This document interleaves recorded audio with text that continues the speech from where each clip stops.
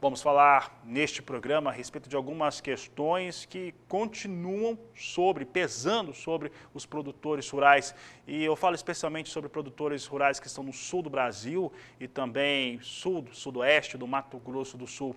Eu falo sobre seguro agrícola, que acaba pesando sobre todo mundo, né? Nós tivemos durante o ano passado alguns cenários que se desenharam que acabaram sendo conflitantes e de perdas para produtores rurais em vários estados, como aconteceu em Minas Gerais, primeiro com estiagem, depois com geada sobre as áreas de produção de café. Depois entramos em outro processo em relação a produtores rurais que tiveram essas perdas fortes no sul do Brasil por estiagem, por falta de chuva, o que traz aí fortes prejuízos quando esse produtor não está coberto. E o fato é que nós não temos muita tradição em ter seguros, principalmente nas regiões brasileiras onde se cultiva a primeira e segunda safra, de ter a primeira safra coberta. Mas historicamente a gente tem visto que a primeira safra, principalmente no sul do Brasil, ela tem sido atingida com problemas climáticos regularmente.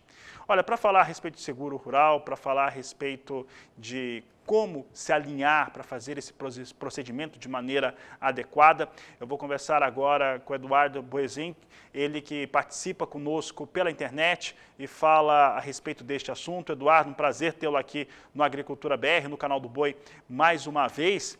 Olha, e como nunca o produtor rural no sul do Brasil, em especial no Rio Grande do Sul, nós nos vimos semana passada na Expo Direto, em Nome Toque, mas como nunca esse produtor precisou acionar esse seguro, como nunca ele foi bastante importante para o equilíbrio, mas também tem algumas questões aí que o produtor precisa seguir para fazer com que esse seguro seja de fato acionado, algumas questões técnicas. Como é que esse procedimento deve ser feito, Eduardo? Boa tarde, seja bem-vindo. Boa tarde, Fabiano. Boa tarde, telespectadores do Agricultura BR. Obrigado pela oportunidade em levar informações que podem ser úteis na condução do seguro e nesse momento tão crítico, né? Do sul do Mato Grosso do Sul, metade sul, a Paraná, Santa Catarina e Rio Grande do Sul foi atingido por uma estiagem severa, além de altas temperaturas que acabou prejudicando bastante a cultura de soja e milho, principalmente. Então, nesse momento, como tu mencionaste ali, que a questão do seguro não é usual, não é cultural, né?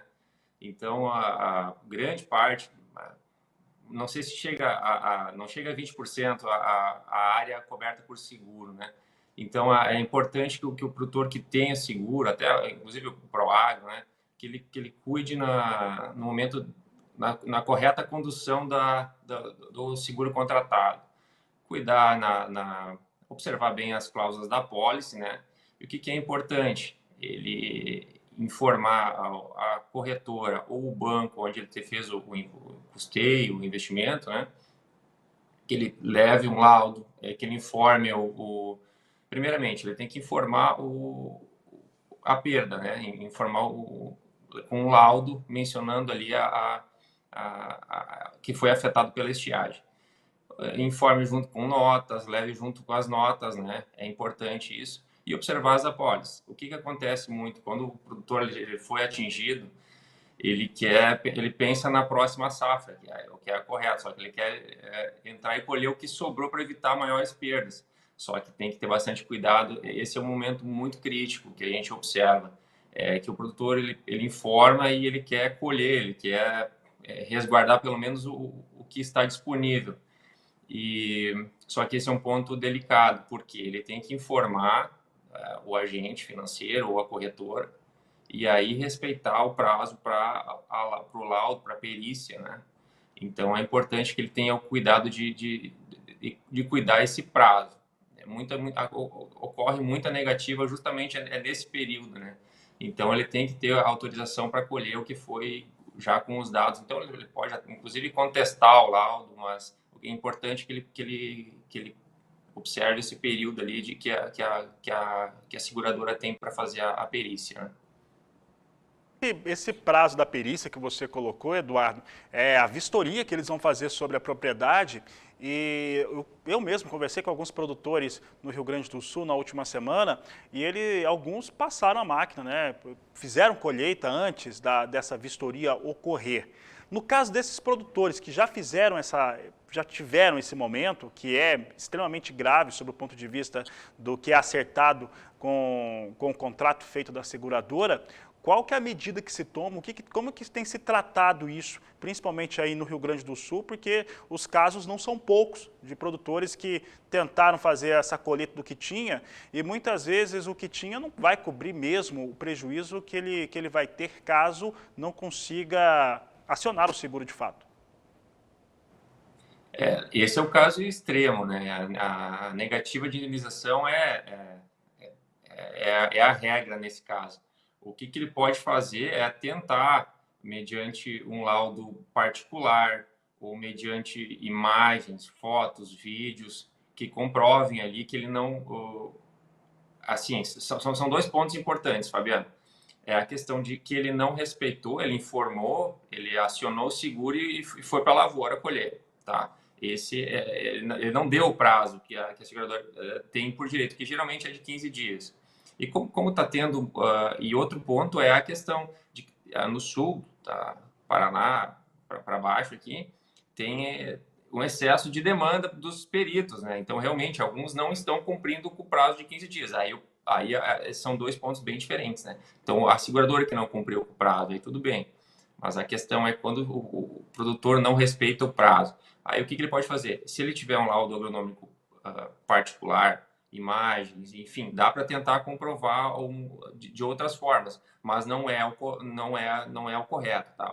Que importante que se observe que se dê o prazo, que esse prazo é legal, né? Então ele tem que respeitar o prazo que a seguradora tem para fazer a perícia, né? Uma outra questão que o produtor precisa rever é em relação a não ficar com o seu registro, né, em relação às fontes de financiamento, ao sistema bancário, cooperativas e qualquer outra fonte que tenha financiado a sua lavoura, a sua produção, é negativado. Como é que ele faz essa informação? Porque ele vai ter que informar mesmo a quebra, que não teve o rendimento necessário. Como é que isso tem funcionado aí no Rio Grande do Sul, Eduardo?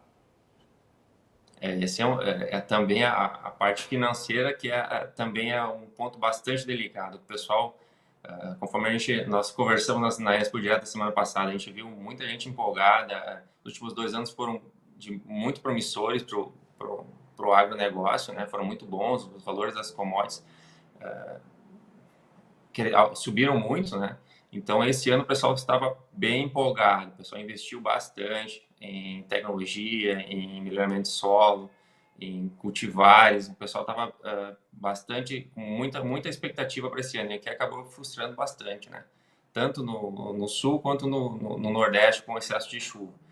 Então, o pessoal está com um endividamento, por vezes, muitos, né, estão com grandes compromissos financeiros, e tanto com bancos, com cooperativas de crédito, com tradings, que financiaram essa safra. O que acontece? Pessoal, muitos não vão ter como honrar os compromissos, tanto de crédito quanto de produto físico, né? Com operações em CPR, em barter, por exemplo. O que é importante? Que se procure os agentes financeiros, todos eles, né, antes do vencimento das parcelas, dos compromissos, e que informe com laudo que não teve, qual é o percentual de colheita, qual vai ser a produtividade, quanto que vai colher, quanto que vai poder pagar, com um cálculo realista de capacidade de pagamento, e que se informe e que observe as possibilidades de alongamento, de renegociações, e com os fornecedores particulares, né, as tradings, que se honre, né, que se honre os compromissos de entrega de produto físico, que essas empresas também já têm os contratos futuros delas, né? Então, que se honre com o que for possível, com a quantidade de grãos e que tiver disponível, né? E que preste muita atenção nas condições de renegociações e alongamentos da dívida em bancos e cooperativas de crédito. Então, é bem importante que o produtor tenha esse cuidado, né? Que observe que não pode misturar as regras de alongamento e renegociações, elas são, para o crédito oficial, elas são regulamentadas pelo Manual de Crédito Rural, né? O MCR. Então, é importante que o produtor não deixe misturar créditos particulares com créditos oficiais, né? Então, as taxas são bem mais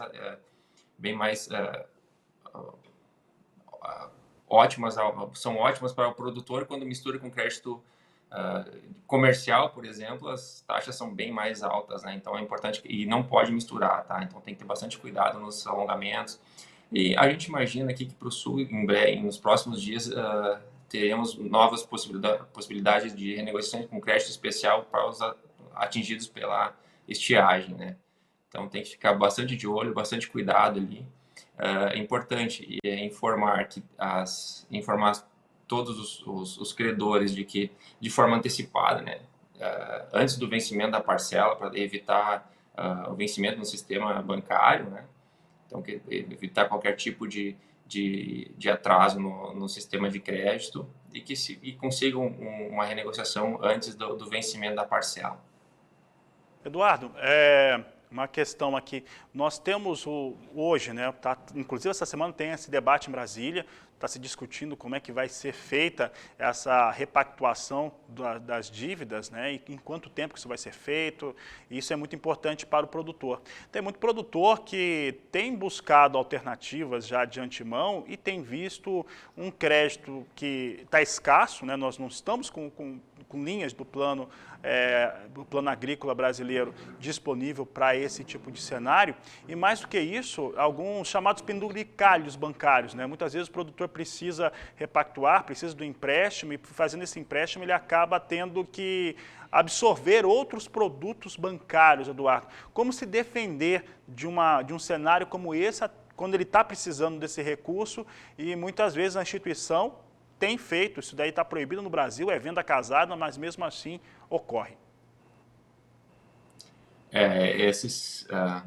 Os bancos chamam de reciprocidade, né? É bem delicada essa questão, porque o produtor está lá precisando de um crédito, de um custeio, um investimento e uma parcela, uma taxa muito boa para ele, só que os penduricalhos, né, que acabam prejudicando bastante ali o que era para ser uma taxa boa acaba vindo com um adicional aí, né? Então existe até um canal, me perdoa porque me faltou o nome aqui do canal de denúncias que tem para esse tipo de exigência que os bancos têm, tá? Então é importante que o produtor tenha uma conversa muito boa com o gerente e que evite assumir esse tipo de parcela nesse momento, né? Já é um endividamento que vai demorar, com uma boa expectativa, 2 anos para pagar, em muitos casos, em muitos estudos que a gente faz de capacidade de pagamento, né? E cálculos de projeções, né? Então, às vezes, com 2 safras boas, tem alguns produtores que conseguem suprir a quebra desse ano. Então, assumir, às vezes, enfim, consórcio, esse tipo de coisa, tem que ter bastante cuidado, né? Então, o produtor tem que ter uma conversa muito boa com o gerente de que evite esse tipo de... Tem um canal de denúncia, inclusive, para esse tipo de obrigatoriedade que os gerentes, que os bancos acabam criando ao produtor. Então, tem que ter...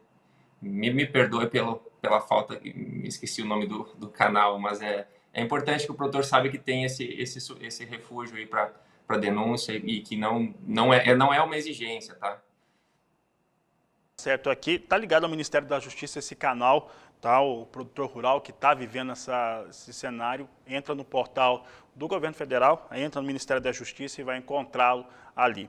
Eduardo, para encerrar aqui a nossa conversa, aquilo que nós temos de contratos pactuados para futuro, para entrega de produtos futuros, que envolvam outros tipos de operação, inclusive com tradings, por exemplo, quando você faz barter ou CPR, é o mesmo cenário, né? Você tem que informar a quebra antes de vencer, né? Antes de acontecer o prazo dessa entrega. Esse aqui não existe uma norma para esse tipo de operação, tá? mas de forma bem rápida, assim. O contrato futuro, ele é a entrega física, né? Vamos dizer, é uma CPR, né? Tu prometeu entregar o grão para o próximo ano. Operações de barter, né? Muito utilizados em revendas, né? Até máquinas, tratores, até revendas de caminhonete fazem esse tipo de operação de barter, né? É importante que o produtor, que ele não vai ter o produto físico, em muitos casos não vão ter o produto físico suficiente para honrar o que foi assumido. O que acontece? Essas empresas também já venderam esses grãos, né? Então é importante procurar o credor, informar. Todo mundo já sabe que teve perda, né? Então todo mundo tem bons ouvidos para esse tipo de justificativa. É importante que o produtor procure o seu credor, se for possível, com laudo agronômico informando a capacidade, a produção que teve, a capacidade de pagamento, demais pendências, né? E que justifique, ó, eu não vou conseguir cumprir esse ano com todo o grão que eu deveria, mas faça uma proposta para pagar na próxima safra, próximo ciclo, 1 ou 2 anos, de repente, mas que se procure de boa vontade, de boa fé, né, que demonstre interesse no pagamento da dívida e que forneça números e dados que possam ajudar ao credor a fornecer uma boa negociação e renegociação, né?